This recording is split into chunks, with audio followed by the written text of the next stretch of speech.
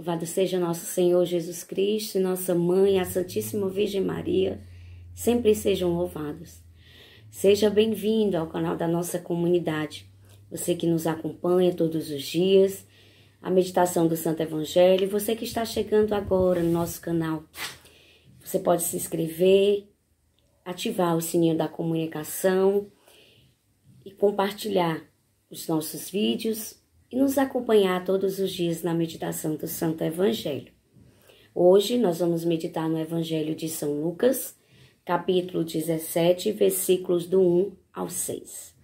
Em nome do Pai, do Filho e do Espírito Santo. Amém. Vinde, Espírito Santo, enchei os corações dos vossos fiéis e acendei neles o fogo do vosso amor. Enviai, Senhor, o vosso Espírito, e tudo será criado e renovareis a face da terra. Oremos, ó Deus, que instruíste os corações dos vossos fiéis, com a luz do Espírito Santo, fazei que apreciemos retamente todas as coisas, segundo o mesmo Espírito, e gozemos sempre de sua consolação, por Cristo Senhor nosso. Amém. Proclamação do Evangelho de nosso Senhor Jesus Cristo, segundo São Lucas. Glória a vós, Senhor. Jesus disse também aos seus discípulos: é impossível que não haja escândalos, mas ai daquele por quem eles vêm. Melhor lhe seria que se lhe atasse em volta do pescoço uma pedra de moinho e que fosse lançado ao mar, do que levar para o mal a um só destes pequeninos. Tomai cuidado de vós mesmos. Se teu irmão pecar, repreende-o. Se se arrepender, perdoa-lhe. Se pecar 7 vezes no dia contra ti, e 7 vezes no dia vier procurar-te, dizendo: estou arrependido, lhe perdoarás. Os apóstolos disseram ao Senhor: aumenta-nos a fé. Disse o Senhor: se tiverdes fé como um grão de mostarda, direis a esta amoreira: arranca-te e transplanta-te no mar, e ela vos obedecerá. Palavra da nossa salvação. Glória a vós, Senhor. Meus irmãos, aqui no Evangelho hoje de São Lucas, vemos Jesus dando instrução aos seus discípulos, ensinando os discípulos sobre o dever que eles, como discípulos, deveriam ter, deveriam viver, né? E aí Jesus dá 3 instruções. Jesus aborda 3 temas diferentes nesse evangelho. Primeiro, o escândalo. O segundo, a correção fraterna. Terceiro, Jesus fala sobre a fé. Nosso Senhor, Ele conhece a natureza humana. Ele conhece o nosso coração. Ele sabe que nós somos inclinados para o mal por causa da concupiscência, né? E aí Jesus diz aos discípulos que é impossível que não haja escândalos por causa do mal que habita o nosso coração. Mas Jesus, ele adverte os discípulos severamente, né? Ai daquele pelo qual vêm os escândalos, porque é melhor que ate uma pedra no pescoço e se lance ao mar, do que levar ao mal, do que escandalizar, né, a fé dos pequenos, do que dar um mau testemunho. E aí Jesus, ele nos chama também a nós, a tomarmos cuidado da nossa vida, a perceber que nós precisamos caminhar com o Senhor.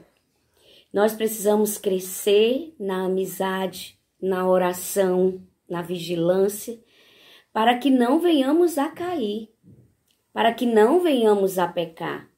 Aquele que se julga de pé, tomai cuidado, porque também pode cair, né? Por causa da fraqueza do nosso coração, por causa da concupiscência e da inclinação para o pecado, da inclinação para o mal que habita o nosso ser.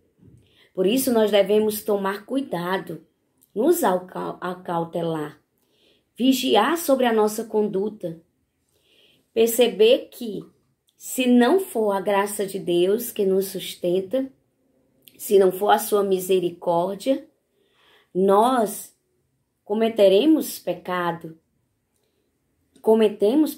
e poderemos cometer pecado de escândalo, ou seja, dar um contra-testemunho, um mau testemunho de vida.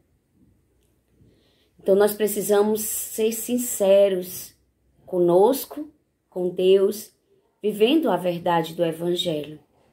Termos cuidado para nos manter sempre de pé.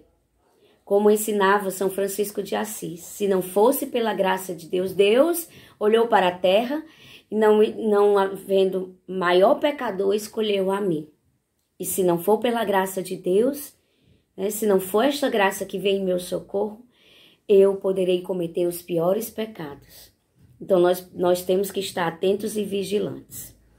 E o segundo tema que Jesus trata aqui no Evangelho é sobre o perdão, sobre a correção fraterna. Se teu irmão pecar, repreende-o, corrija. Se arrepender, perdoa-lhe. Se pecar 7 vezes no dia, e 7 vezes no dia vier procurar-te dizendo, estou arrependido, lhe perdoarás. Então Jesus ele trata aqui sobre a correção fraterna. O chamado de cada um de nós de vivermos o amor solícito, o amor fraterno, de nos corrigirmos mutuamente.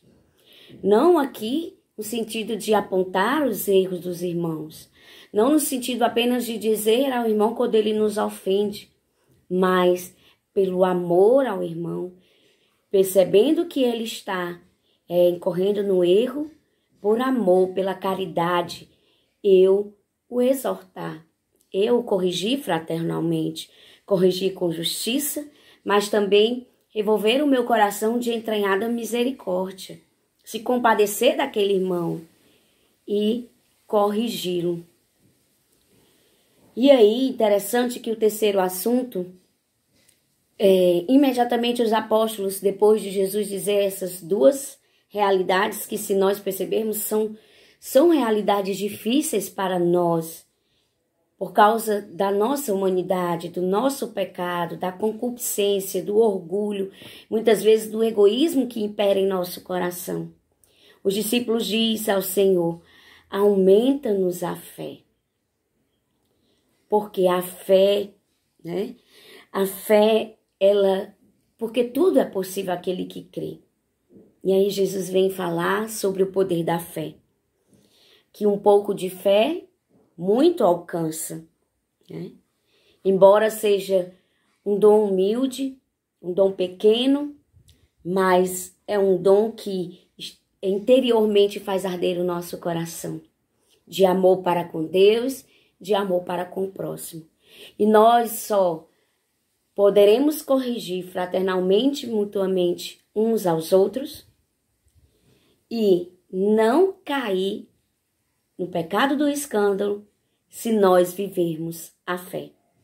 Por isso, interessante a atitude dos apóstolos, de pedirem ao Senhor, Senhor, aumenta-nos a fé. Jesus diz a eles, se tiverdes fé como um grão de mostarda, se tiverdes fé como uma fé pequenina, direis a esta amoreira, arranca-te e transplanta-te no mar, e ela vos obedecerá. Ou seja, uma planta que está enraizada na terra é capaz, pela fé, de sair, né, ser retirada da terra e se transplantar no mar. Né? O Catecismo da Igreja nos diz que a fé é um dom de Deus. Por isso nós devemos, é uma virtude sobrenatural, e nós devemos ter também em nossa vida diariamente essa atitude dos apóstolos. Senhor, aumenta-nos a fé. Nós só podemos crer pela graça de Deus. É um dom divino, mas também é um ato humano. É uma decisão. Por ser um dom, eu preciso me abrir à fé.